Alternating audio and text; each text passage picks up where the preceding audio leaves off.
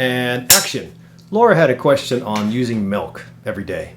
And if you look at myplate.gov, that's the government website for giving us nutrition advice, it has a picture of a plate. It has a picture of a fork next to the plate, and the plate's divided into different sections for what you should be taking every day with every meal. And then it has a little circle above the plate, and the circle is colored blue. I'm assuming it's supposed to be a glass of milk. And then in the blue it says dairy. And I don't think I agree with that.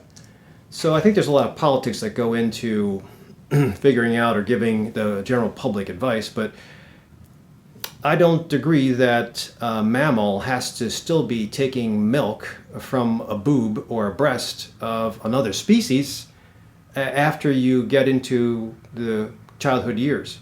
In fact, usually breast milk is great because it transfers immunity, it has colostrum, it has probiotic, it has milk and enzymes to feed certain probiotics, which is in the gut of the average infant. It's got a lot of great things. There's bonding too. But after a child develops its gut system so it can tolerate solid food, I don't think you have to have breast milk anymore. Definitely don't have to have breast milk from another species. So unless humans walk around sucking on the boob of a cow all the time, I don't think it's necessary to take in milk. Now, if you're programmed to take in milk because it balances out your cereal, I think that's okay. But the problem is to get a cow to make its milk from its breast for 9 months and not be pregnant, you have to give a cow steroid or hormone to do that. So you're getting microscopic amounts of that hormone that cow got in the breast milk. No question. There is question about whether that will harm you or not, and I'm not sure. It just sounds weird, so I wouldn't do it. Plus, there's so many options out there now. When I was growing up, it's just milk. Sometimes low-fat milk, and that's it. But now you have plant-based milks, which are essentially just almond, cashew, hemp, soy, and they're all pulverized, and they're mixed in with water and a little bit of coloring to make it look white. The unfortunate problem with a lot of the plant-based milks is you have to make it palatable, so there's sugar that's spread into it. So you have to be careful with the sugar content. I would always get unsweetened. But then again, unsweetened hemp milk kind of tastes like hemp. And it makes it a little bit tough to take in, if you have to take it at all. So between cow milk and plant-based milks, I would offer, you don't have to do it, but I would offer trying the plant-based stuff. As far as taking milk in for protein, there's protein in whey, there's protein in casein, and I would rather have you just do the protein powders, especially after exercise, within 30 minutes.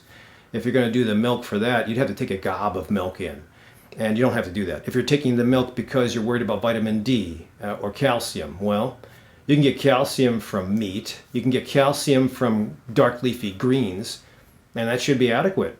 And as far as vitamin D, you have to take a massive amount of milk to take in the average amount of vitamin D you're supposed to take in every day. My average patient takes about 5,000 international units of vitamin D. A glass of milk is just a fraction of that. So I would not do the milk for that. I would not do the beverage, the plant-based milk for that either. Again, it's only for taste. And if you're used to taking that in the morning, go for it. If you're having a problem with hormone imbalance or you're having a problem with gut, I would definitely move away from these things and just get into water or tea. I think there are other benefits to having beverages. I would not do a sugar beverage. I think you're just asking for the same problem.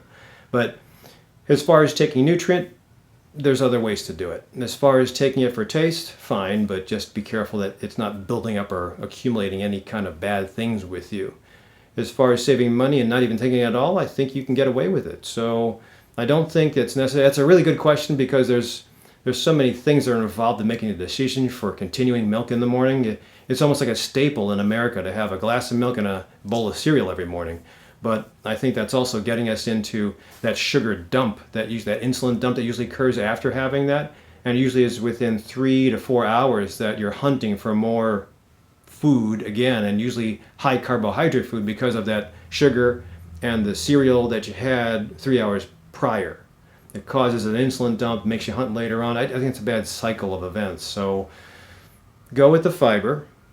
maybe pick more of an oat or another whole grain. Just be careful if you have a gluten issue.